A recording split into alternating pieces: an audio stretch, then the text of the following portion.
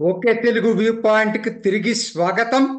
రేపు అంటే మార్చి 5వ తేదీన చెన్నైలో ఓ అఖిలపక్ష సమావేశాన్ని స్టాలిన్ పిలిచాడు. 45 పార్టీలకు ఆహ్వానం పలికాడు. 45 పార్టీలకి, చిన్న చితక, అసలు మనం ఎప్పుడు వినని పేర్లు కూడా ఉన్నాయి. ఏంటి అసలు సబ్జెక్ట్ ఏంటి? ఎందుకు పిలిచాడు అంటే, తమిళనాడులో ఇప్పుడు 39 పార్లమెంట్ సీట్లు ఉన్నాయి. డీలిమిటేషన్ జరిగి అవి 31కి తగ్గబోతున్నాయట. ఎవరు చెప్తున్నారు? సాక్షాత్తు తమిళనాడు ముఖ్యమంత్రి స్టాలిన్. ఏదో సోషల్ మీడియాలో వచ్చిన ఊహాగానం కాదు. అసలు డీలిమిటేషన్ ఎప్పుడు జరగబోతుంది? 2026 జనాభా లెక్కల తర్వాత. చట్ట ప్రకారంగా ఇప్పటికే 50 సంవత్సరాలైంది ఫ్రీజ్ చేసి 543 లోక్సభ స్థానాల్ని. 2026 వరకు ఎవరు ఏం చేయటానికి లేదు. మరి ఇప్పుడెందుకు స్టాలిన్కి అంత ముందుగా అసలు జనాభా లెక్కలే కాలేదు, ఎందుకు డీలిమిటేషన్ జరుగుతుంది? జరిగితే 39 నుంచి 8 సీట్లు తగ్గి తమిళనాడుకి 31 సీట్లకు రాబోతుంది. ఎవరు ఇచ్చారు ఇన్ఫర్మేషన్? దీనికి ఆధారం ఏంటి? ఒక సోషల్ మీడియాలో వచ్చే వార్తలను బట్టి మనం మాట్లాడలేం కదా. సాక్షాత్తు తమిళనాడు ముఖ్యమంత్రి. సరే, నాకు అర్థం కానిది ఏంటంటే, స్టాలిన్ను పిలిపించాడు, మరి పార్టీలు ఎందుకు అటెండ్ అవుతున్నాయి? ఒక్క పార్టీ అడిగిందా? ఒక్క బీజేపీ తప్పితే అటెండ్ కాని పార్టీలు ఇప్పటి వరకు రెండే రెండు ప్రకటించింది.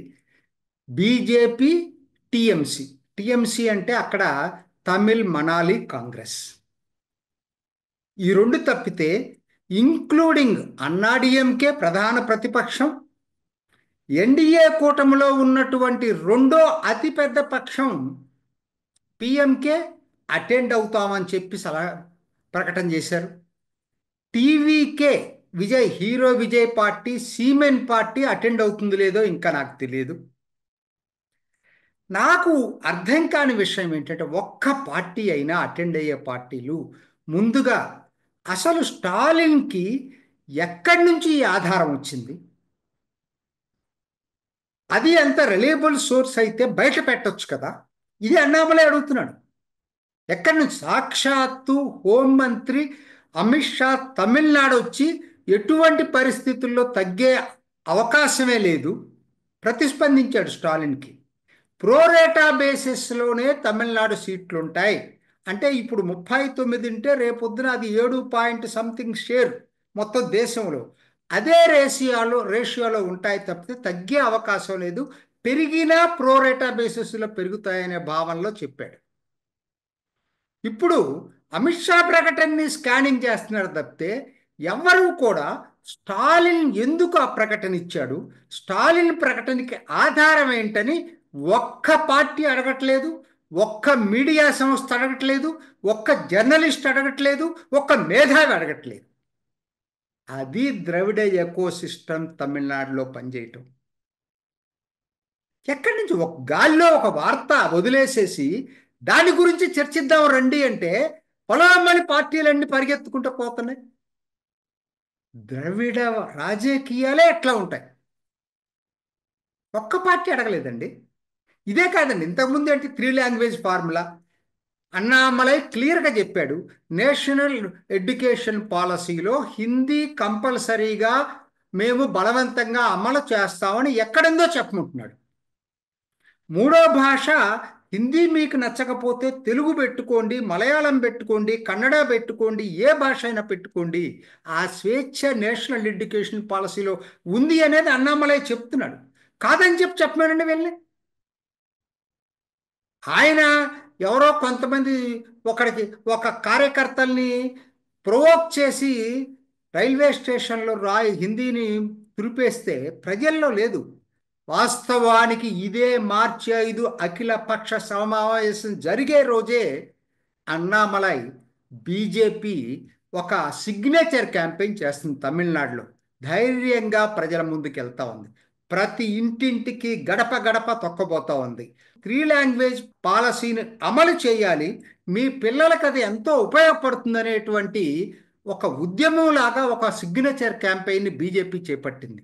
అది తేడా. ప్రత్యామ్నాయ రాజకీయం అంటే అది. మరి కొత్త పార్టీ పెట్టినటువంటి హీరో విజయ్ కూడా డిఎంకే విధానాలకి తానా తందానా అంటున్నాడు.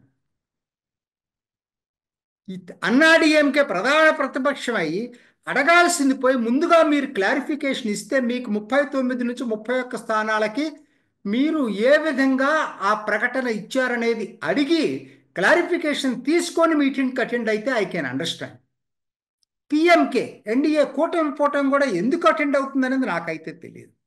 ఇదేంటంటే అసలు ఎట్లా మారుతున్నాయి అంటే ఎవరికి వాళ్ళు అవకాశవాదం రాజకీయం. అసలు పిఎంకే మరి అన్న బీజేపీ తర్వాత అతిపెద్ద పక్షం ఎన్డీఏ కూటమిలో 5% దాకా ఓట్లు వచ్చినాయి పోయినసారి లోక్సభలో. 11% బీజేపీకి వచ్చినాయి.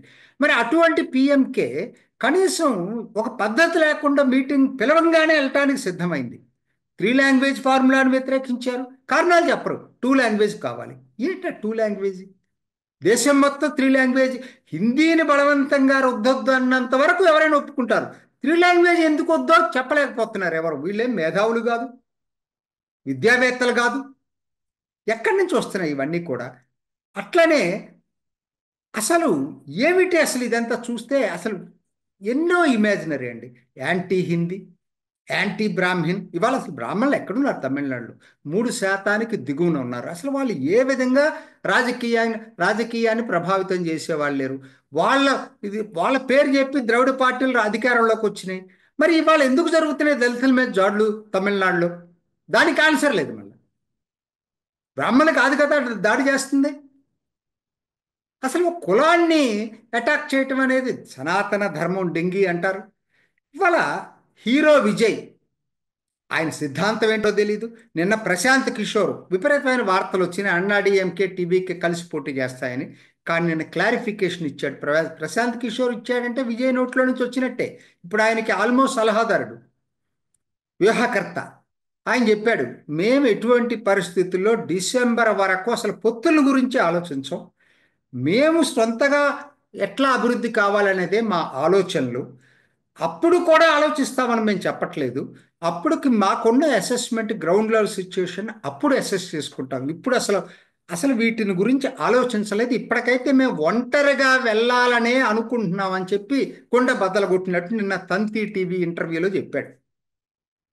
మరి డిఎంకే ఇదంతా ఈ ఊహాజనిత అంశాల మీద ఎందుకు చెన్నై అఖిలపక్షం మీటింగ్ పెట్టిందంటే ఒక్కటే, హీరో విజయ్ చూసి భయపడుతున్నారు. అందరు ఏమనుకుంటున్నారంటే డిఎంకే వ్యతిరేక ఓట్లను కొల్లగొట్టబోతున్నాడు హీరో విజయ్ అనేది. నా దృష్టిలో హీరో విజయ్ని తక్కువ అంచనా వేయటానికి లేదు. అంతకుముందు కమల్ హాసన్కి రాలేదు, అవన్నీ లెక్కలోకి తీసుకోవద్దండి. ఖచ్చితంగా హీరో విజయ్ ఇంపాక్ట్ అయితే ఉంటుంది. అయితే ఎవరి ఓట్ల మీద ఉంటుందంటే నాకు ఇవాళ వరకు నాకు కనపడుతుంది ఏంటంటే డిఎంకే ఓట్లకి పెద్ద గండి కొట్టబోతున్నాడు. డిఎంకే ఓట్లకి పెద్ద గండి కొట్టబోతున్నాడు. ఎందుకంటే ఆయన మాట్లాడేయని డిఎంకే మాట్లాడుతుంది అదే మాట్లాడుతున్నాడు. ఎక్సెప్ట్ డైనాస్టీ పాలిటిక్స్ దాన్ని వ్యతిరేకిస్తున్నాడు తప్పితే ప్రైమ్ ఎనిమిని డిఎంకే అంటన్నా ఆయన మాట్లాడేయని ఇప్పుడు ఎందుకు 3 లాంగ్వేజ్ ఫార్ములా నేను వ్యతిరేకిస్తున్నానంటాడు. నీట్ నేను వ్యతిరేకిస్తున్నానంటాడు. ఇవాళ డీలిమిటేషన్ ఖచ్చితంగా ఆయన అటెండ్ అవుతాడు నాకు తెలిసి. రెండోది ఆయన కదా ఆయన ప్రతినిధి ఎవరొకరు. ఇట్లా ఆయన అసలు డిఎంకే విధానాలు అన్నిటికీ మద్దతు ఇస్తున్నాడు. సో కొల్లగొట్టే ఓట్లు ప్రధానంగా డిఎంకే నుంచి ఉండొచ్చు, కొన్ని అన్నా డిఎంకే నుంచి కూడా ఉండొచ్చు. ప్రధానంగా జరిగేది బీజేపీకి నేను అనుకోవడం పెద్ద నష్టం జరగదు. ఎందుకంటే బీజేపీ ఒక ప్రత్యామ్నాయ రాజకీయ విధానాన్ని ఎంచుకుంది తమిళనాడులో. అన్ని పార్టీలు ఒక ఎత్తు, బీజేపీ ఒక ఎత్తుగా నడుస్తూ ఉంది. సో ఇవాళ అసలు విజయ్ ఇంతవరకు ప్రచారం మొదలు పెట్టకపోతేనే దానితోటి డిఎంకే కింద ఉన్నటువంటి కూటమి పార్టీల్లో కొన్ని బయటికి వెళ్తాయేమోననేటువంటి భయంతో వాళ్ళందరినీ కలిపికట్టుగా ఉంచుకోవడం కోసం, రెండోది అసలు సమస్యల నుంచి పక్కదారి మళ్లించడం కోసం డిఎంకే ఈ అఖిలపక్ష సమావేశాన్ని పిలిచింది.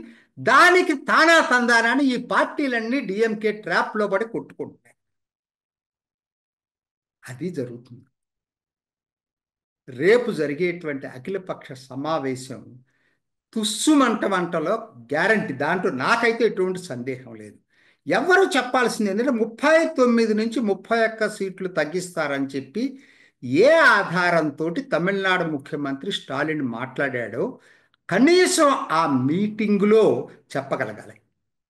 అప్పుడే ఆ మీటింగ్కి కొంత అర్థం ఉంటుంది. లేకపోతే ఇది ఊహాజనిత అంశంపై, ఊహాజనిత ఆలోచనలపై జరిపినటువంటి ఓ పెద్ద ఒక జోకర్ మీటింగ్ ఇది. అంతకుమించి నాకైతే ఇంకేం కనపట్లేదు. చూద్దాం ఏం జరుగుతుందో రేపు. ఇది ఈనాటి ఓకే తెలుగు వ్యూ పాయింట్. మరొక ఎపిసోడ్లో మళ్ళీ కలుసుకుందాం. నమస్తే. చూసారు కదండి, మరి ఈ వీడియో కనుక మీకు నచ్చినట్లయితే ఒక లైక్ కొట్టేసి మీ అభిప్రాయాన్ని కూడా కామెంట్ బాక్స్లో తెలియజేస్తూ ఇలాంటి ఇంట్రెస్టింగ్ అప్డేట్స్ కోసం మా ఛానల్ని సబ్స్క్రైబ్ చేసుకోండి.